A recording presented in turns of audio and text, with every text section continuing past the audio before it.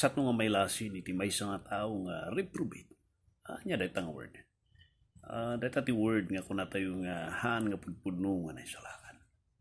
Nausar dito di 2 Corinthians chapter 13 verse 6 nga kuna na Apostol Pablo, but I trust that you shall know that we are not reprobates. Nadagsan dito nga verse kapusta. It was written dagiti Corinto, dagiti claiming Christians iti Corinth. And yet, Kristiyano mat dagito, yet questionaran pa lang na Apostol Pablo, no talaga nga naisalakan da. Pagpay sumat, no, dahito di ko na tayo nga pinaka-worst nga church nga nabangon ni Apostol Pablo. Adu iti mga ibaga nga inmawat kini Apo Isus, agsusurbida, agtaydayaw da. But there is immorality dyan iti church, narugit nga panangingiwat, and ada iti incest, ada iti madinga relasyon, iti unag iti church. And yet, proud na pa ilang nga ibagang, da kami lang tadatikas dyan na. Nukit kitaan tayo, kasatno nga may bagang nga Kristiyano na ito eh. No wonder, kunan Apostol Pablo ito eh. Sapay kuma, tamakita iti bagbagiyo, nga da kayo kat haan gayam nga reprobates. Ano ko na mga reprobate? Tao nga nalabsan iti parabol iti Diyos, or false Christians. Dagito iti kuna tayo nga ibadbado dala ang iti nagan iti Diyos, but actually, handa nga pudpudno kadi iti pamati. Iso nga, iti verse 5, dakkel di mandato ni Apostol Pablo nga kuna nga, examine yourself whether you are in the faith. Examine am tibagim, no talaga nga ada ka di pamati, kita no kasatno nga da ni Kristo iti biyag mo, baka kung kunam lang di jay, iti kinagpaisugay mo katangka nga naisalakan. Anya tibi din siya, korek ka, dati tidak lang sa lasod. Kasatno nga makita tayo, nga da tayo kat pudpudno, nga anak ti Diyos, nga hantayo nga reprobates or false Christians. Kahit nga sawan, anya dagiti marka, iti may nga reprobate. Muna, hanangan awatan ti Ebanghelyo. Iti may nga reprobate, muna, hanangan mo iti Ebanghelyo. No damagim suna, anya iti gospel. The gospel is the Bible. Basta iti gospel kat iso ti napintas nga damag, may panggap iti Diyos. The gospel katahan nga diay. The gospel kat salsaritaan na iti ni Kristo Jesus, iti panakatay na kat perfecto, iti dato na kat perfecto, iti panakaykali na, iti panagugar na kat umanay nga mangsalbar kan mangisalakan iti tao. That is the gospel. And anybody nga haan nga mamati diay, kunada haan, masapul ada ka iti siktami, masapul nga ada ka iti relihiyon mi, agarami ka tinasaya, kasto iti surutam.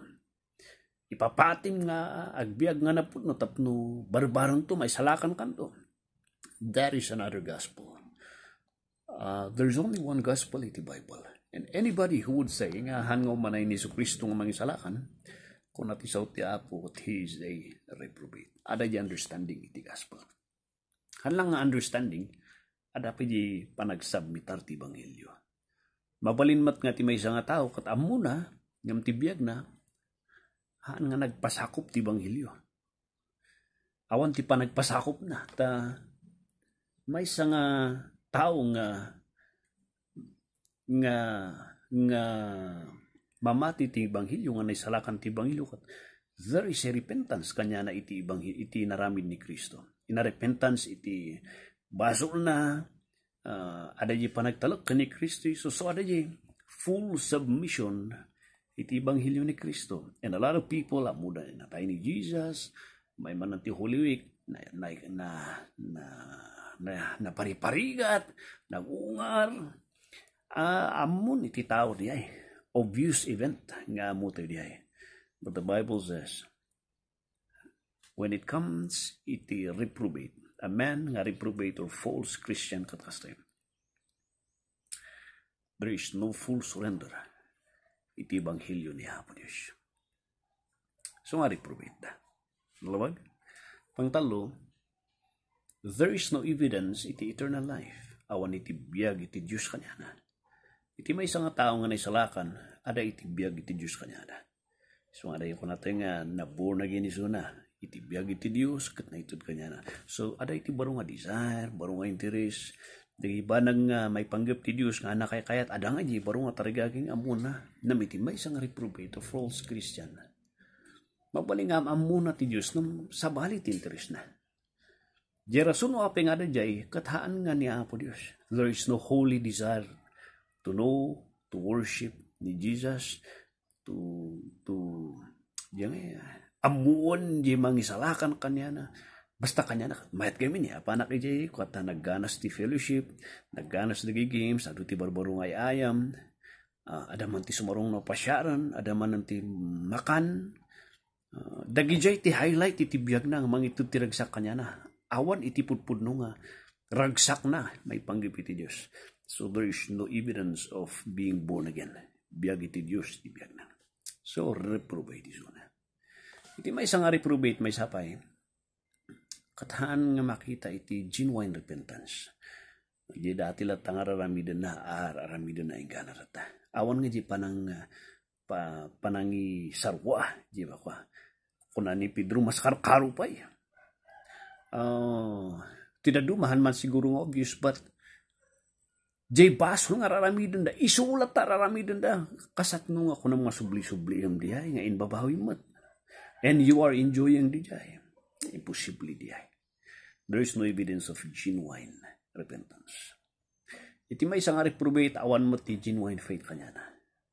There is no more, awan ka di titarigagay na nga mamunpay ti Diyos. Awan pa'y titarigagay na nga talkan niya. Puti pa nang kita na kini Kristo Jesus, kat pagkwartaan nga, yung ngayon, mausar mo lang isunan, o dati ka sa pulam, kat adati daw-dawatom, kasla genie in a bottle, ti pa nang kita na ti Diyos. It's no more faith. That's already, you are already trying to make God nga kasla may nga servant mo. And that's the mark, iti may nga reprobate, may sapay. The evidence of no conversion.